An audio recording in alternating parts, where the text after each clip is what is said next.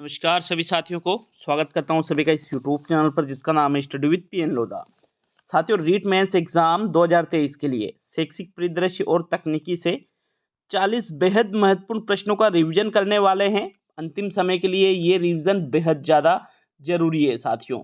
तो प्रत्येक जो विद्यार्थी है जो वास्तव में सिलेक्शन चाहता है, वास्तव में तैयारी कर रहा है, निश्चित रूप से इन प्रश्नों का रिवीजन जरूर उनको करना चाहिए। लेवल 1 और लेवल 2 के लिए बेहद उपयोगी प्रश्न है। तो चलिए शुरू करेंगे आज के इस वीडियो को। आज का ये दूसरा वीडियो है साथियों। पहला प्रश्न देख लेते हैं। प्रश्न नंबर 1 है, एनसीईआरटी की स्थापना कब की गई थी? तो देखो, पहला विकल्प आपसे क्या कह रहा है, 1 जुलाई 1961, दूसरा है 1 अगस्त 1961, तीसरा है 1 सितंबर 1961 और चौथा है 1 अक्टूबर 1961। तो पहले प्रश्न में बात की जा रही है एनसीईआरटी की स्थापना साथियों कब की गई थी? एनसीईआरटी की स्थापना 1 सितंबर 1961 को दिल्ली में की गई थी। कहां पर की गई थी मित्रों? दिल्ली में की गई थी। विकल्प नंबर आपका जो 3 है पहले प्रश्न का सही उत्तर है। चलिए आगे बढ़ेंगे प्रश्न संख्या 2 की तरफ। दूसरा प्रश्न देख लेते हैं साथियों। प्रश्न नंबर 2 है, दिव्यांग CWSN विशेष आवश्यकता वाले जो बालक होते हैं, CWSN का पूरा नाम क्या है? विशेष आवश्यकता वाले बालक। छात्रों को ई कंटेंट उपलब्ध करवाने वाला भारत का प्रथम राज्य कौन सा है? मध्य प्रदेश, उत्तर प्रदेश, महाराष्ट्र या राजस्थान? तो CWSN बालकों को या विशेष आवश्यकता वाले जो बालक होते हैं इनको ई कंटेंट उपलब्ध जिसने सबसे पहले करवाया था वह भारत का राज्य कौन सा है साथियों? राजस्थान है। विकल्प नंबर 4 आपके दूसरे प्रश्न का सही आंसर है साथियों। नेक्स्ट प्रश्न संख्या 3 की ओर बढ़ेंगे। तीसरा प्रश्न देख लेते हैं। प्रश्न नंबर 3 है, मुख्यमंत्री राष्ट्रीय योजना जो 1 जून 2016 में शुरू की गई के अंतर्गत बालिकाओं को आर्थिक सहयोग में प्रथम किस्त में कितनी राशि दी जाती है? 2500, 4000, 5000 या 1100? देखो, मुख्यमंत्री राष्ट्रीय योजना कब चालू की गई? 1 जून 2016 को। अगर हम बात करें तो इसमें जो बालिकाओं को आर्थिक सहयोग किया जाता है ये 5 किस्तों में किया जाता है साथियों। और ये जो अलग अलग किस्तें होती है, इसकी जो प्रथम किस्त होती है राष्ट्रीय योजना की, इसकी प्रथम किस्त में बालिकाओं को 2500 रुपए की सहयोग राशि दी जाती है। पहला विकल्प आपके तीसरे प्रश्न का सही आंसर है मित्रों। प्रश्न संख्या 4 की ओर बढ़ेंगे। चौथा प्रश्न है आपके, बालिका शिक्षा फाउंडेशन की स्थापना कब की गई थी? 30 मार्च 95, 30 अप्रैल 95, 30 मई 95 या 30 जून 1995? तो बालिका शिक्षा फाउंडेशन आपको पता होगा कि 1995 में इसकी स्थापना की गई थी, लेकिन आपको डेट और महीना भी बिल्कुल पता होना बेहद ज़्यादा जरूरी है। तो बालिका शिक्षा फाउंडेशन की बात करें साथियों, इसकी स्थापना कब की गई थी? 30 मार्च 1995 को ही बालिका शिक्षा फाउंडेशन की स्थापना की गई थी। पहला विकल्प आपके चौथे प्रश्न का सही आंसर है। चलिए प्रश्न नंबर 5 की ओर बढ़ेंगे। तो पांचवा प्रश्न देख लेते हैं साथियों। प्रश्न संख्या 5 है, शिक्षा वाणी के लिए गुणवत्तापूर्ण शिक्षण सामग्री का निर्माण किसके द्वारा किया जाता है? एनसीईआरटी के द्वारा, न्यूपा के द्वारा, BSER के द्वारा और SCERT के द्वारा? तो देखो, शिक्षा वाणी एक रेडियो शैक्षिक कार्यक्रम है जिसमें साथियों जो गुणवत्तापूर्ण शिक्षण सामग्री होती है इसके निर्माण की बात की गई है। प्रश्न नंबर 5 का आंसर देखें तो भाई शिक्षा वाणी के लिए गुणवत्तापूर्ण शिक्षण सामग्री का निर्माण SCERT के द्वारा किया जाता है। फोर्थ विकल्प आपके प्रश्न 5 का सही आंसर है। देखो, आज का जो पहला वीडियो है जो RSMSSB जो आपके राजस्थान कर्मचारी चयन बोर्ड है, इसने जो पहले पेपर लिए हैं साथियों, तो पेपर नंबर 11 अपलोड कर दिया है मैंने सुबह 9 बजे के लगभग। उस वीडियो को भी जरूर देखिएगा, बहुत इंपॉर्टेंट क्वेश्चन 48 प्रश्न है राजस्थान जीके के उसमें। ठीक है, प्रश्न संख्या 6 की ओर बढ़ेंगे। छठा प्रश्न देख लेते हैं। गार्गी पुरस्कार योजना कब शुरू की गई? 1995 में, 1996 में, 1997 में या 1998 में? तो गार्गी पुरस्कार योजना के बारे में बताओ भाई, कब गार्गी पुरस्कार योजना का प्रारंभ किया गया था? छठे प्रश्न का आंसर देखें साथियों। तो प्रश्न संख्या 6 में गार्गी पुरस्कार योजना जो है ये सन 1998 में शुरू की गई थी। चौथा विकल्प आपके छठे प्रश्न का सही उत्तर है। नेक्स्ट प्रश्न संख्या 7 की ओर बढ़ेंगे। किसको दिया जाता है गार्गी पुरस्कार? जो कक्षा 10वीं की जो बालिका होती है, जो गार्गी पुरस्कार के अंतर्गत साथियों योग्य हो, उनको ये गार्गी पुरस्कार योजना के अंतर्गत गार्गी पुरस्कार दिया जाता है। अगले क्वेश्चन की ओर बढ़ेंगे साथियों। प्रश्न नंबर 7 है, प्राथमिक शिक्षा में पोषाहार कार्यक्रम 15 अगस्त 1995 से लागू किया गया है और इसे लागू करने वाला प्रथम राज्य कौन सा है? राजस्थान, हरियाणा, उत्तर प्रदेश और तमिलनाडु। कुछ जगह 12 अगस्त 1995 में भी आपको देखने को मिल सकता है यहाँ पर, लेकिन जो पोषाहार कार्यक्रम है इसकी शुरुआत 15 अगस्त 1995 से मानी जाती है साथियों। अगर 12 अगस्त भी है, 15 अगस्त 1995 भी है, तो 15 अगस्त 1995 सही रहेगा।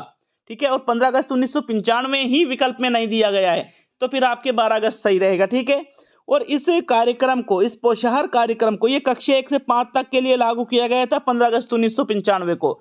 साथियों, ये जो कार्यक्रम है इसको लागू करने वाला पहला राज्य कौन सा है? तमिलनाडु है। फोर्थ विकल्प आपके 7वें प्रश्न का आंसर है। चलिए आगे बढ़ेंगे प्रश्न संख्या 8 की तरफ। तो 8वां प्रश्न देखेंगे साथियों।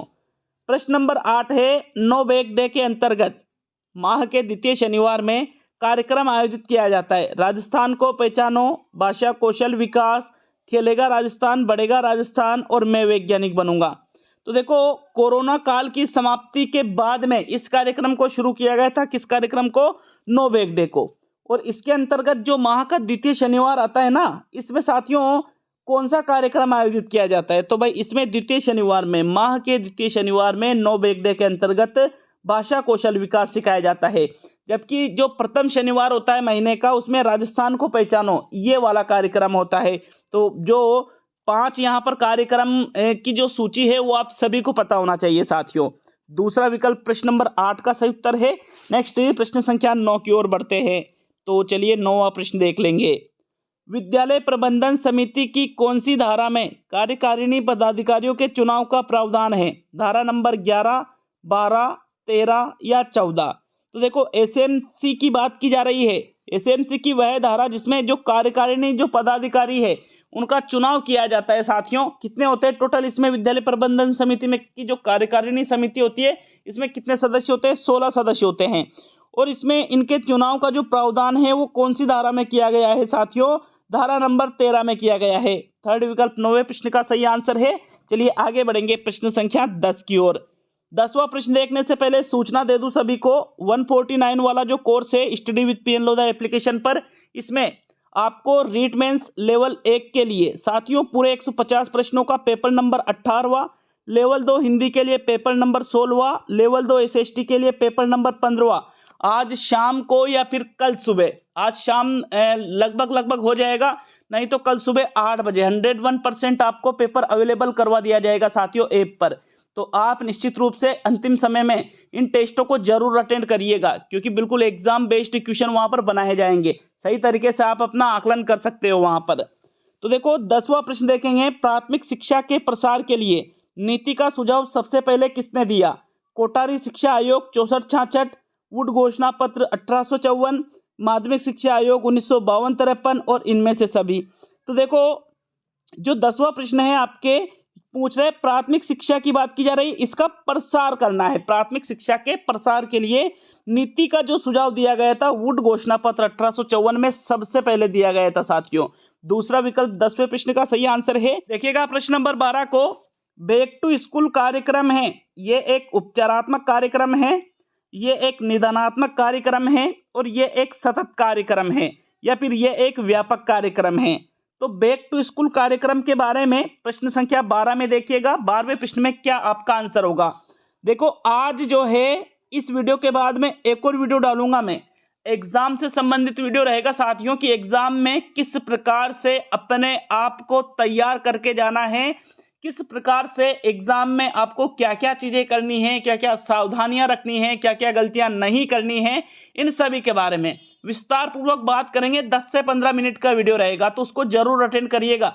लास्ट समय में वो वीडियो कम से कम आपकी 10% भी आगे बढ़ा सकता है, 10% ज्यादा बढ़ा सकता है साथियों आपकी तैयारी से भी। तो उस वीडियो को जरूर अटेंड करिएगा, बेस्ट मटेरियल आपको वहां पर उपलब्ध करवाऊंगा मैं। देखो, बैक टू स्कूल कार्यक्रम की बात की जा रही है, तो बैक टू स्कूल कार्यक्रम जो है ये कैसा कार्यक्रम है? एक उपचारात्मक कार्यक्रम है साथियों। ये 12वें प्रश्न का पहला विकल्प आपका आंसर होगा। नेक्स्ट प्रश्न नंबर 13 की ओर बढ़ेंगे। 13वां प्रश्न है आपके, इनमें से किसका उद्देश्य माध्यमिक शिक्षा में गुणात्मक एवं मात्रात्मक सुधार लाना है?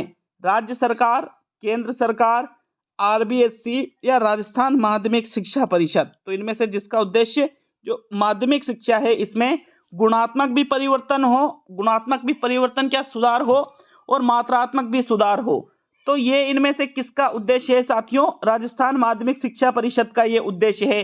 13वें प्रश्न का चौथा विकल्प आपका आंसर है। चलिए आगे बढ़ेंगे प्रश्न संख्या 14 की तरफ। तो 14वां प्रश्न देख लेंगे। प्रश्न संख्या 14 है, यहाँ पर तो आंसर भी दिख रहा है, चलो कोई ना। सब बच्चे सीख सकते हैं और सब शिक्षक पढ़ा सकते हैं, किसका आदर्श वाक्य है? शिक्षा वाणी, शिक्षा दर्शन, इस्माइल या SIQE? तो भाई देखो, सब बच्चे सीख सकते हैं और सब शिक्षक पढ़ा भी सकते हैं। मतलब यूं नहीं है कि आप यूं नहीं कह सकते हो कि यार ये बच्चा तो सीख ही नहीं सकता, या आप यूं नहीं कह सकते हो कि यार ये शिक्षक नहीं पढ़ा सकता है। तो सब बच्चे सीख सकते हैं और सब शिक्षक पढ़ा सकते हैं।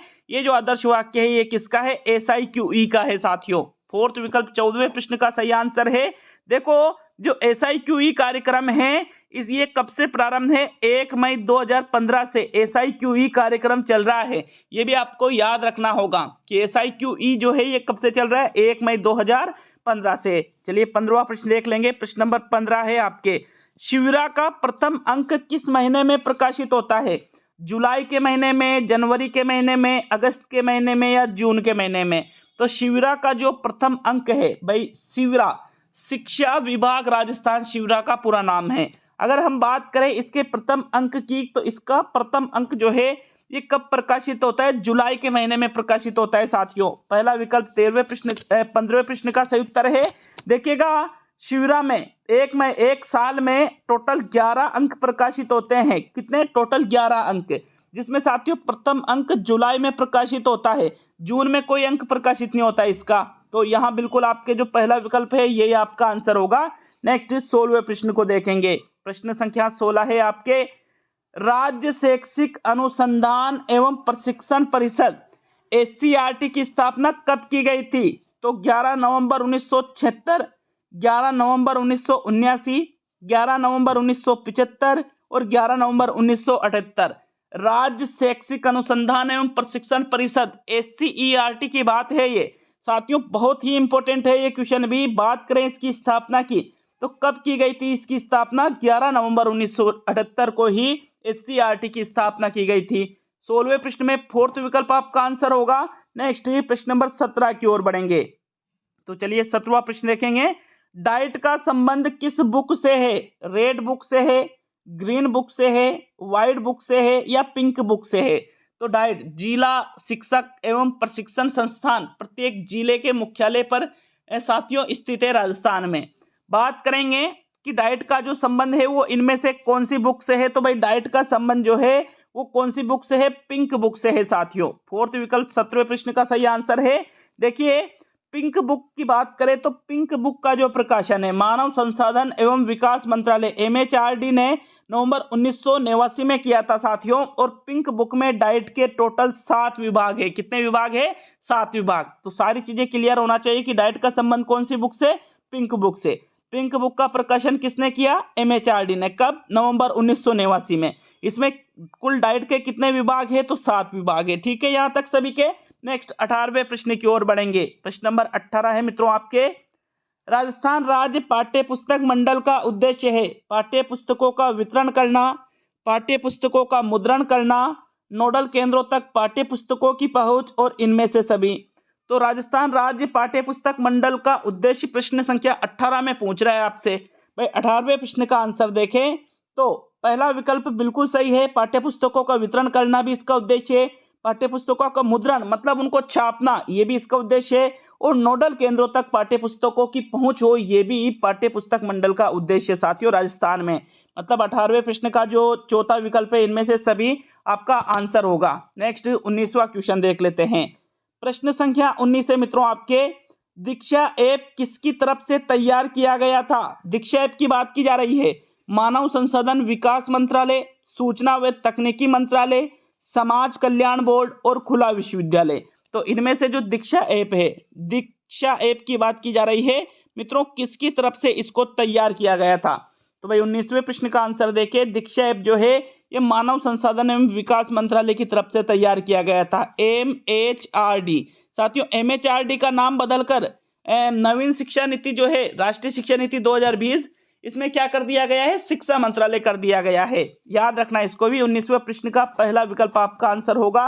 नेक्स्ट प्रश्न संख्या 20 की ओर बढ़ेंगे। प्रश्न संख्या 20 है, निःशुल्क एवं अनिवार्य शिक्षा का बालकों का अधिकार अधिनियम 2009 में एक अध्यापक के लिए न्यूनतम कार्य घंटे प्रति सप्ताह निर्धारित किए गए हैं। 30 घंटे, 40 घंटे, 45 घंटे या 50 घंटे। तो जो RT 2009 है, इसमें एक अध्यापक के लिए प्रति सप्ताह न्यूनतम कार्य घंटों की बात करें, टोटल कितने घंटे हैं साथियों, 45 घंटे हैं, जिसमें शिक्षण के भी और तैयारी के घंटे भी शामिल है। तो 20वें प्रश्न में कौन सा विकल्प आपका आंसर रहेगा, थर्ड विकल्प आपका बिल्कुल सही आंसर है साथियों, प्रश्न नंबर 20 में। आगे बढ़ेंगे 21 की तरफ। 21वां प्रश्न देख लेते हैं। प्रश्न नंबर 21 से, इनमें से कौन सा कथन सत्य है। सॉफ्टवेयर इलेक्ट्रॉनिक रूप से होते हैं जिन्हें देखा या छुआ जा सकता है। सॉफ्टवेयर मूर्त होते हैं। सॉफ्टवेयर के बिना हार्डवेयर का उपयोग नहीं किया जा सकता है, और इनमें से कोई भी नहीं। तो इनमें से कोई भी नहीं को तो आप हटा दो। देखो, सत्य कथन का चुनाव करना है, असत्य कथन का चुनाव नहीं करना है आपको। तो सॉफ्टवेयर मूर्त होते हैं क्या, नहीं, मूर्त तो हार्डवेयर होते हैं, गलत है। सॉफ्टवेयर इलेक्ट्रॉनिक रूप से होते हैं जिन्हें देखा या छुआ जा सकता है, नहीं, इनको आप छू नहीं सकते हो, देख नहीं सकते हो। तो पहला दूसरा गलत। तीसरा कह रहा है सॉफ्टवेयर के बिना हार्डवेयर का उपयोग नहीं किया जा सकता, ये कथन सत्य है साथियों। एक ही कथन सत्य है 21 में, थर्ड विकल्प यही आपका आंसर होगा। नेक्स्ट 22 की ओर बढ़ेंगे। तो 22वां प्रश्न देख लेते हैं। 22 में है आपके, कक्षा 10वीं बोर्ड परीक्षा उत्तीर्ण करने वाले छात्रों को गार्गी पुरस्कार में क्या दिया जाता है। कुल 6000 रुपए और एक प्रमाण पत्र, कुल 5000 रुपए और एक प्रमाण पत्र, कुल 10,000 रुपए और एक प्रमाण पत्र, और कुल 8,000 रुपए और एक प्रमाण पत्र। तो गार्गी पुरस्कार योजना कब शुरू की गई थी, 1998 में। मैंने आपको इसी वीडियो में ये बताया था। बात करें कक्षा 10वीं बोर्ड परीक्षा में, जो इसको साथियों इस पुरस्कार के लिए योग्य होती है छात्राएं, उनको टोटल एक प्रमाण पत्र दिया जाता है और टोटल 6000 रुपए की राशि दी जाती है। तो कुल 6000 रुपए और एक प्रमाण पत्र इसमें दिया जाता है। पहले ये राशि कम थी, बाद में बढ़ा दी गई, वर्तमान में 6000 है, तो 6000 ही आपको याद रखना है। पहला विकल्प 22 का सही आंसर है। 23 की ओर बढ़ेंगे। 23वां प्रश्न देख लेते हैं साथियों। सूचना तकनीकी कानून कब आया था। 18 अक्टूबर 1999, 18 अक्टूबर 2000, 18 अक्टूबर 2001 और 18 अक्टूबर 2002। तो इनमें से जो सूचना तकनीकी कानून है जब आया था, वो आपको सन और डेट बतानी है। भाई, सूचना तकनीकी कानून साथियों आपके ICT का पूरा टॉपिक दे रखा है, 5 क्वेश्चन, मतलब 10 नंबर का। तो ये जो कानून आया था, ये कब आया था, 18 अक्टूबर 2000 को ही सूचना तकनीकी कानून आया था। दूसरा विकल्प आपके 23 का सही आंसर है। नेक्स्ट 24 की तरफ बढ़ेंगे। तो चलिए 24वां प्रश्न देख लेते हैं। 24 है, इनमें से कौन सा एक सही नहीं है। जो सही नहीं है उसका चयन करना है, मतलब गलत का चयन आपको करना है। तो पहला विकल्प कह रहा है एडुसेट मुख्य रूप से है, ये टाइपिंग मिस्टेक हो रही है, विद्यालय, महाविद्यालय तथा उच्च स्तर की शिक्षा की संबद्धता के प्रदान करने हेतु है। एडुसेट का कार्य अनौपचारिक शिक्षा तथा विकासात्मक संप्रेषण को सहायता प्रदान करता है। एडुसेट भारतीय उपग्रह है जो विधिक रूप से शिक्षा की सेवा हेतु है, और एडुसेट मुख्य रूप से शहरी क्षेत्र केंद्रित व्यवस्था है। तो जो कथन आपको सही नहीं लगता है वो 24 में देखना है। भाई, पहला कथन भी सही है, दूसरा कथन भी सही है, और तीसरा भी सही है। क्यों? तीसरा कह रहा है एडुसेट भारतीय उपग्रह है, बिल्कुल है, विधिक रूप से ये शिक्षा की सेवा के लिए सही है। अनौपचारिक शिक्षा और विकासात्मक संप्रेषण में सहायता करता है। ये जो महाविद्यालय, विद्यालय जो है, इनमें उच्च स्तर की शिक्षा की संबद्धता को प्रदान करने के लिए भी है ये, लेकिन मुख्य रूप से शहरी क्षेत्र केंद्रित व्यवस्था नहीं, ग्रामीण क्षेत्र के अंतर्गत भी आ जाता है। तो तीसरा विकल्प आपके असत्य कथन है 24 में, और यही आपका आंसर होगा।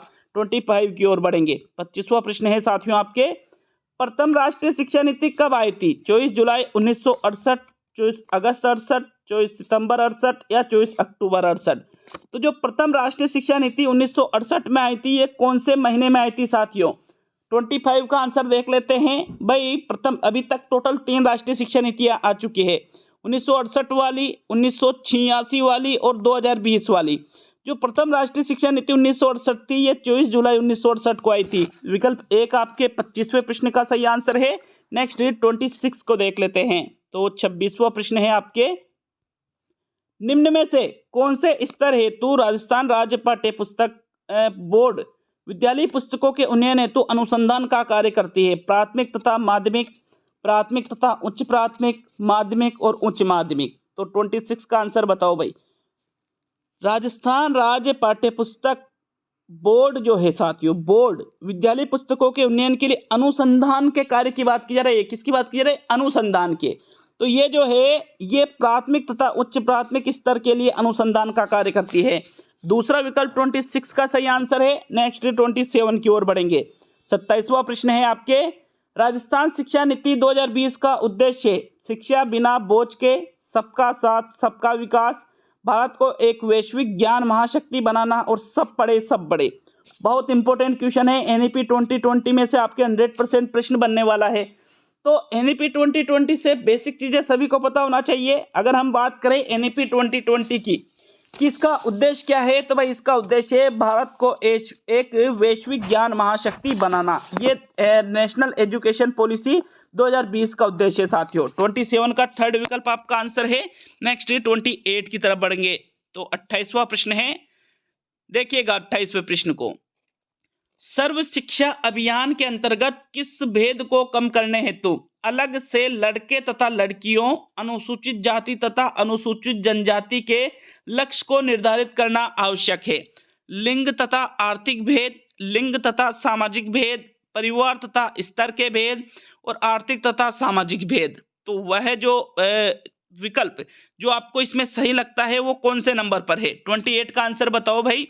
देखो सर्व शिक्षा अभियान, इसके अंतर्गत जो भेद है कौन सा भेद? लिंग तथा सामाजिकता का जो भेद है साथियों, इसमें लड़के तथा लड़कियों, अनुसूचित जाति तथा अनुसूचित जनजाति के लक्ष्य को निर्धारित करना आवश्यक है। कौन से भेद के लिए? लिंग। साथियों 28 में जो दूसरा विकल्प है आपके सही आंसर है। नेक्स्ट 29 की ओर बढ़ते हैं। तो 29वां प्रश्न देख लेंगे। प्रश्न संख्या 29 है मित्रों आपके, पुरस्कार योजना प्रारंभ होने के काल क्रमानुसार का सही व्यवस्थित रूप है। विकल्पों को देखिएगा। पहला विकल्प है गार्गी पुरस्कार योजना, आपकी बेटी योजना, नन्ही कली योजना और बालिका प्रोत्साहन योजना। दूसरा है गार्गी पुरस्कार, नन्ही कली, आपकी बेटी और बालिका प्रोत्साहन। थर्ड है आपके गार्गी पुरस्कार, बालिका प्रोत्साहन, आपकी बेटी और नन्ही कली। और फोर्थ है गार्गी पुरस्कार, आपकी बेटी, बालिका प्रोत्साहन और नन्ही कली। तो देखो ये चार जो योजना है, अब इनको आपको कालक्रम के हिसाब से जमाना है साथियों, कि भाई कौन सी योजना की ये सबसे पहले आई थी, उसके बाद में ये आई थी, फिर उसके बाद में ये और फिर उसके बाद में ये। तो 29वें प्रश्न में देखो पहला विकल्प जो है सभी में गार्गी पुरस्कार दे रखा है। तो गार्गी पुरस्कार योजना कब आई थी? सन 1998 में आई थी। इसके बाद आपकी बेटी योजना आई, इसके बाद नन्ही कली योजना आई और इसके बाद बालिका प्रोत्साहन योजना आई। अगर हम बात करें तो ये जो योजनाएं हैं आपके गार्गी पुरस्कार योजना 1998 में आई थी, फिर 2004-5, 2006-7, 2008-9, 4-5-6-7-8-9। साथियों आपकी बेटी योजना 2004-5, नन्ही कली 6-7 और बालिका प्रोत्साहन 8-9 में आई थी। पहला विकल्प 29वें प्रश्न का बिल्कुल सही आंसर है। नेक्स्ट प्रश्न संख्या 30 की ओर बढ़ेंगे साथियों। तो चलिए 30वां प्रश्न देख लेते हैं। प्रश्न नंबर 30, शिक्षा का अधिकार अधिनियम 2009 को लागू करना क्यों आवश्यक था? विकल्पों को देखिएगा। क्योंकि भारतीय संविधान की धारा 45 बालकों की शिक्षा के उद्देश्य को पूरा नहीं कर रही थी, क्योंकि बालकों को दिए गए मूल अधिकार के अनुसार गुणवत्तापूर्ण शिक्षा की संरचना उपलब्ध नहीं थी इसको उपलब्ध कराने के लिए, या बालकों की शिक्षा को संविधान में मूल अधिकार बनाने के लिए, अथवा क्योंकि राज्य के लिए नीति निर्देशक तत्व निर्देश थे उन्हें लागू नहीं किया जा सकता था। तो जो आरटी अधिनियम 2009 है इसको लागू करना क्यों आवश्यक हो गया था साथियों? 30वें प्रश्न में ये देखना है आपको। तो 30वें प्रश्न का आंसर देखें भाई, आरटी 2009 लागू करना इसलिए आवश्यक हो गया था क्योंकि बालकों को दिए गए जो मूल अधिकार थे इनके अनुसार गुणवत्तापूर्ण शिक्षा की संरचना उपलब्ध कराने के लिए। दूसरा विकल्प 30वें प्रश्न का सही आंसर है भाई। प्रश्न नंबर 31 की ओर बढ़ेंगे। 31 को देखते हैं साथियों। 31 है शिक्षा वाणी का प्रसारण किसके माध्यम से होता है? दूरदर्शन, 4 चैनल, आकाशवाणी या इनमें से सभी। तो भाई देखो शिक्षा वाणी मैंने बता दिया था रेडियो शैक्षिक कार्यक्रम है, तो दूरदर्शन पर तो इसका प्रारंभ नहीं होगा, तो फिर आप चौथे विकल्प को भी हटा दो। अब दूसरा या तीसरा भाई इसका आंसर है शिक्षा वाणी का जो प्रसारण है ये किसके माध्यम से होता है, आकाशवाणी के माध्यम से। थर्ड विकल्प 31वें प्रश्न का आंसर है। प्रश्न नंबर 32 की ओर बढ़ेंगे मित्रों। 32वां प्रश्न है आपके, शिक्षण का सत्तावादी स्तर केंद्रित होता है, शिक्षक केंद्रित, शिशु केंद्रित, प्रधानाध्यापक केंद्रित या अनुभव केंद्रित। तो जो शिक्षण का सत्तावादी स्तर होता है ये किस पर केंद्रित होता है? सत्तावादी का मतलब है जिसमें बालकों को महत्व नहीं दिया जाता है, वो क्रिया करके नहीं सीखते हैं, वो एक्टिव नहीं रहते हैं। सीधी सी बात ये, एक्टिव सब शिक्षक रहता है, सब कुछ वो करता है जो कि है एक सत्तावादी स्तर है साथियों। तो शिक्षक केंद्रित ये होता है। पहला विकल्प आपके 32वें प्रश्न का आंसर है। नेक्स्ट 33 की ओर बढ़ेंगे। 33वां प्रश्न देख लेते हैं। दीक्षा का पूरा नाम इनमें से क्या है? विकल्प है digital infrastructure for knowledge sharing, दूसरा है डिजिटल इंफ्रास्ट्रक्चर शिक्षा, तीसरा है डेकोरेशन एजुकेशन इंस्टीट्यूट और फोर्थ है डार्क इंफॉर्मेशन सिस्टम। तो दीक्षा का पूरा नाम इनमें से क्या है भाई? नाम याद रखना है सभी को। Digital infrastructure for knowledge sharing ही दीक्षा का पूरा नाम है साथियों। पहला विकल्प आपके 33 का सही आंसर है। नेक्स्ट 34 की तरफ बढ़ते हैं साथियों। तो 34वां प्रश्न देखते हैं।